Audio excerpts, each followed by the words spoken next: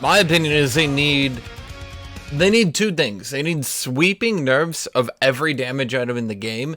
And this is a problem, that it would actually take real effort to do this. But this would actually be the solution, okay? They need a sweeping nerf of pretty much every single damage item in the game. Every damage item in the game is power creep so fucking hard, it's outrageous. When you have items like Des Dance in the game, like Archangels in the game, how far did this shit go? What was I gonna say? Okay, so here's what you do. Nerf every single damage item in the game and start to make them more focused. Des Dance should lose like 15 damage. Archangels should lose like 90 ability power. Luden's Echo should lose like 50 ability power. Stuff like that, right? Start to nerf the real big offenders who are just like, this item is actually just crazy. Storm Razor, Infinity Edge, etc. Then go to tanks and start removing or nerfing all their tank scaling that enables them to do absolutely insane shit. I think Archangels, if it lost 90 ability power, it might start to be a little bit more balanced. Then it would only be a cooldown reduction, infinite mana defensive item, instead of also giving the second highest ability power in the game. What was I going to say? Tanks, so like Scion should probably lose the additional shield scaling he gained a while back. Maokai's healing should be toned down significantly, stuff like that. Then they should go through and make some real items for tanks that are exciting. What I mean by that is, look at Iceborne Gauntlet. Iceborne Gauntlet was an exciting tank item. You do a bit more damage, you get some cooldown reduction, survivability, you chain slow people, like, it's a fun and cool item, right? But they nerfed that, and now they go Frozen Heart, or they war Mogs, and that's the problem. All tank items are just boring. By design, they're just boring. What does this item do? You're tankier. What does this item do? You're tankier. What about this item? You're really tankier. Yeah, I mean, what are the cool tank items that I would say are fun to use? Righteous Glory is cool. Iceborne is cool. Gargoyle's Stoneplate can be cool, but I don't like how you lose 60% of your damage. That's not too interesting to me. Omen can kind of be cool, but Omen falls into that kind of like... You know what they should really do? And hear me out on this one.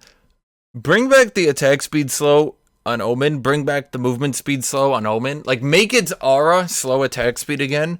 Make its passive slow movement speed again. But reduce the health to, like, right now I think it's 500. Reduce it to, like, 250. Make it, like, a decent amount of armor. A decent amount of health. But it really helps you stop kiting. And it helps you reduce burst damage in team fights. But then everyone should buy that item. Great. If you want to buy an item that's got 250 HP and 60 armor, great, go for it. That's exactly my point. Tank items are too tanky, but they aren't exciting and they don't do anything. Look at Warmogs. How did they make people buy Warmogs? Did they make it exciting? Did they make the passive usable in a normal game? Did they make it interesting? No, they just jacked up the cooldown reduction, lowered the cost, and that was it. It's got cooldown reduction, and it's cheaper. Okay, so it's an 800 HP item with 10% cooldown reduction, and also sometimes it heals you, okay? And why did they do that? No, seriously, why did they do that? Because it was healing percent HP during a fight? Why was that considered such a bad idea, though? Like, honest question, why was it considered so bad that, like, Warmogs was used to heal mid-fight some health? That if you played correctly as a tank, used your shields, sat at the back, that you could get way tankier over the course of a fight. That was considered bad. Like, oh, it's free tankiness. No shit. That's what they do. That's what tank items do. You heal. That's what every item does. I never understood that. It's like saying, oh, Trinity gives you too much free damage. Like, well, no shit. You build it for the damage. Because tanks had so much damage that the healing was stupid for people playing against it. Actually, I'm going to check that because I'm curious. I'm going to check the wiki on when they changed Warmogs. It was Season 5 they changed Warmogs. Yeah, Season 5. It was Season 4 that they gave it its final nerf. So, were tanks a major balance issue in Season 4? I wonder? Wasn't Season 5 the first... Season 4 was Mundo against Shyvana top. Season 5 was the real tank meta, where bruisers no longer existed, right? So, you're saying Warmogs had to be nerfed because of tanks before tanks existed. Do you realize now why I say Twitch chat is so stupid? Because you guys have no idea what you're talking about, you just like to be heard. So you just say random shit so people listen to you. I think they added... Here's the problem. Here's my actual opinion. I think as the game goes on, they try to make it more and more casual to attract a wider audience. But every game does this. They try to make their games more casual. But the problem is that by making your game more and more casual, you're A, not making it very interesting to play, and B, you're boiling the game. You're literally throwing the game into a pot of water and boiling off anything other than the core thing that you think is good. So, for example, they boiled away jungler's ability to counter jungle, you know, good pass, you know, stuff like that. They boiled that all into nothing. Junglers just don't power farm anymore. They don't counter jungle really. They fight over a scuttler and that's about it. What about top lane? Top lane isn't about farming, clearing the jungle, out-sustaining your opponent, forcing them back, you know, stuff like that. Jungle right now, or I should say top lane right now, it's about killing the entire minion wave in one ability, pushing it in, waiting to teleport bot lane. Nobody sits in lane anymore and plays your late game. Nobody tries to power farm their lane in the jungle. You just sit in your lane and wait to teleport bot lane. The concept of sustain is gone, because everyone gets infinite sustain now anyway.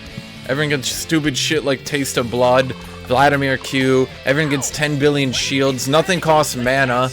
Yeah, that's the other thing, is that like, playing for late game doesn't, like look at that, look at Taste of Blood. How did Taste of Blood escape nerfs? Can someone please tell me that?